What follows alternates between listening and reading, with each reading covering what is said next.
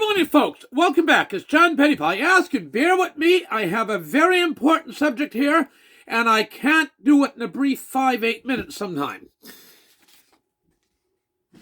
This takeover of the town, they can call it a merger, a proposed amalgamation. It is pure and simple a takeover of by the town of us in the county. And you're putting the councillors, even though I call them townies, you're putting the councillors in a hell of a spot, although they want us, so I'm not going to have much sympathy for them. They want, there's lots of, almost by every metrics, it's advantageous for the town to have the county. Whereas I can truly and sincerely stand here and tell you, I see not one, I see zero. Zero benefit for us in the county of any district in the county be part of the town, period. But you're putting these councillors as 1 woman and 9 men. You have Pontius Pilate in St. Andrews, Deputy Pontius Pilate, Huey Stewart, you have 7 other men, and 1 lady, 10.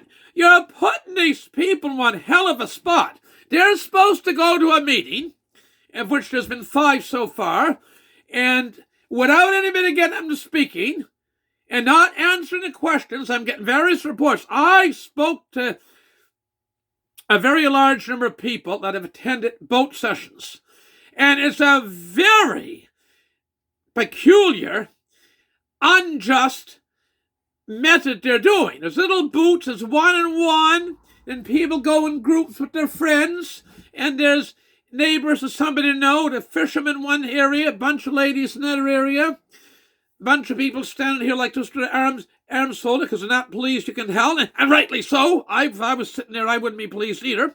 Actually, I'd get up and say something. But you're putting these councils in one hell of a spot. What these councils are supposed to do is somehow there's supposed to be a prophet or a psychic and judge, well, what am I hearing? This one didn't phone. This one phone had a lot to say. That one phone was just mad at the thing. This one has a lot of questions, many of which I can't answer, if I'm being honest. And then you're supposed to somehow come to a decision, but the morning after, in June, they're going to be F this and GD this and blank this and you miserable blank and why didn't you tell me?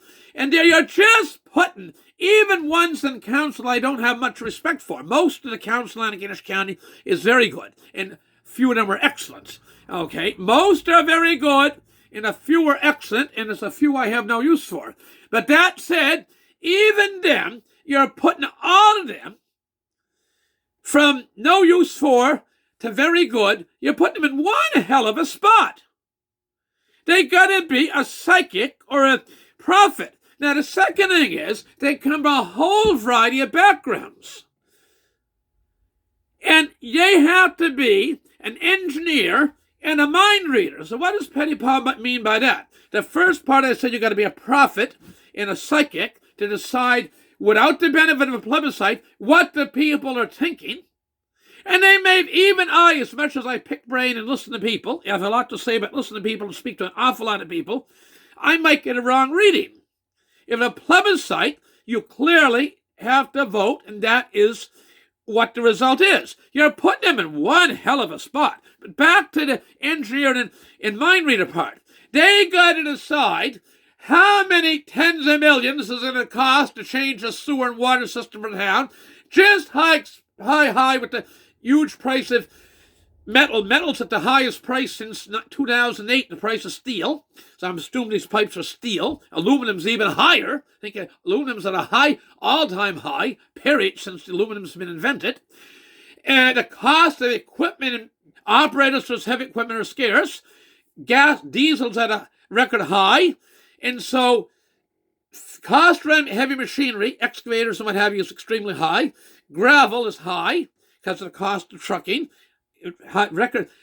These operators pay $2.09 for diesel. I know a gentleman, and he is a gentleman, most they ever paid in their business, they have a huge fuel bill, was $1.40 some when oil was $140 a barrel. Actually peaked at $147 a barrel in the spring, early summer of 2008, interestingly, which is 14 years ago in a few months' time. And now they're paying $2.09 about a week ago. $2.09, and oil was at about $110 a barrel. So if it goes to 140, let's talk 150, he'll be paying, what's the limit? 250, 275? Lay up all the machines, send his men home in their busiest time of the year? Not get the contracts still because they can't afford to do them out there, wear out the machines and paying fuel and not left over for the wear and tear. They take, and let alone profit. So anyway, they got to be an engineer to decide how many tens of millions. And a town, my dear friends, is like an old apartment building. It needs a new roof. It needs a new sewer system. It needs a firewall put in it because there's X number of tenants in it. It needs a new safety stairwell, the fire chief says, or fire inspector says. It needs new plumbing and electrical up to code, and heating system's not right, and blah, blah, blah. It's just a dog. Why would anybody want to take... Somebody I spoke to this morning said, why would anybody want to take a town on? It's out on this county. You can go to any place. I use some specific examples, but I get into information I'm probably not supposed to have. Okay, so you're putting these councillors on one hell of a spot. So simply the only fair way to do this is that precious word plebiscite. We need a plebiscite. It's the only fair way, and with a paper ballot, not electronically where the older people I couldn't even type 2 years ago and know nothing about computers. Couldn't put on a computer or laptop. There's people a lot older than me, and they're ratepayers and lifelong citizens of this county longer than I've been alive.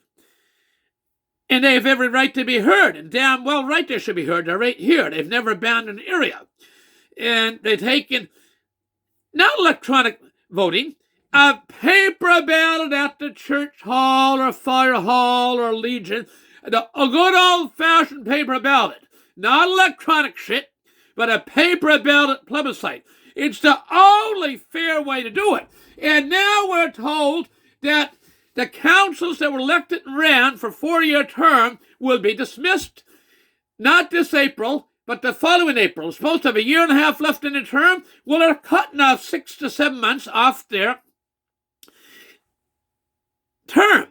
And so any councillor, for it or against it, town or county, little snot-nuttiness for snottiness, Laurie Bushy, or Pontius Pilate, or his deputy Pontius Pilate, if they tell you something, treat everything they say as a lie, because basically the impact will be once the new council comes in.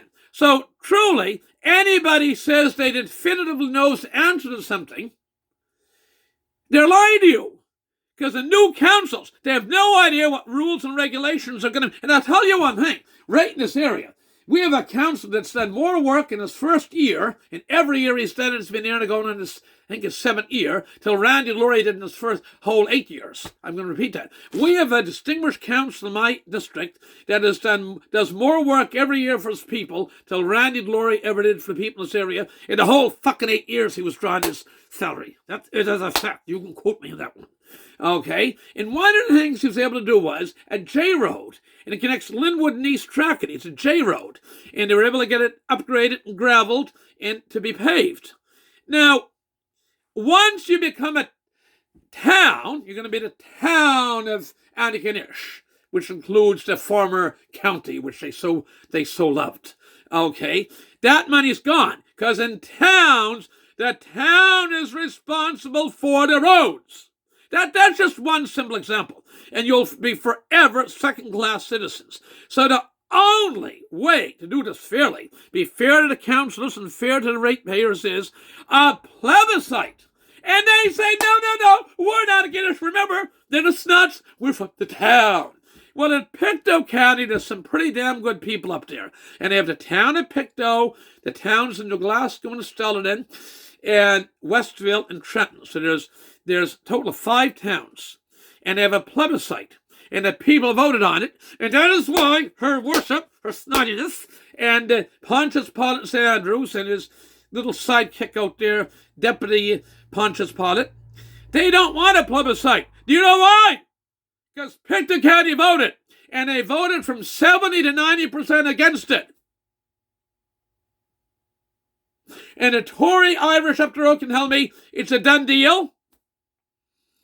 The CEO of a neighboring municipality can tell me that, John, it's going to go ahead. The train's left the station already. They hire consultants to get this through. So think of what he's saying. He told me that Monday morning. They hired consultants to get this through. They're going to get it through. So that basically means that all the people went to the People's Place Library. They went to St. Joseph's Community Centre, the online session, the lakeside out in the Cape Lakevale in Erriseg last night. It was just a show. And sad to say, I'm extremely concerned right now. Nothing scares me, but I'm extremely concerned right now that even though I'm very certain that the vast majority are against it, they're strongly against it. But as it stands now, you may wake up, will probably wake up in June and hear the sign on 6 radio morning. Last night, County Council voted 6 or 7 to 1 to 3 or 4 to merge with the town. And it's done. You can phone your councillor and curse them upside down. Why the GDF didn't you tell me that? And you miserable little blah, blah, blah. And it's done. And I have a guy up the road, and he's so concerned, he's dead set against it. But I'm told he hasn't been at one meeting yet. I have his neighbour across the road with 4 votes, 4 ratepayers in the house. He's dead set against it. But not one of them showed up at the meeting. So yeah, I have 7 individuals, 2 houses. They're dead set against it, they're strongly against it.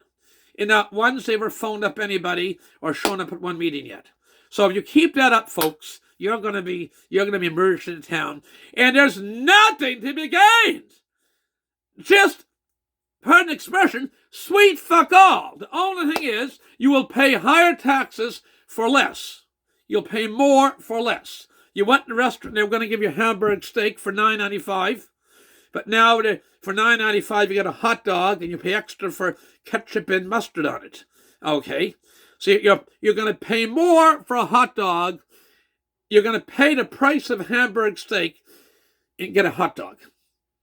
With that, I got to go. All the best, God bless, and a happy, holy, peaceful Easter weekend, each and every one. We're going to repeat.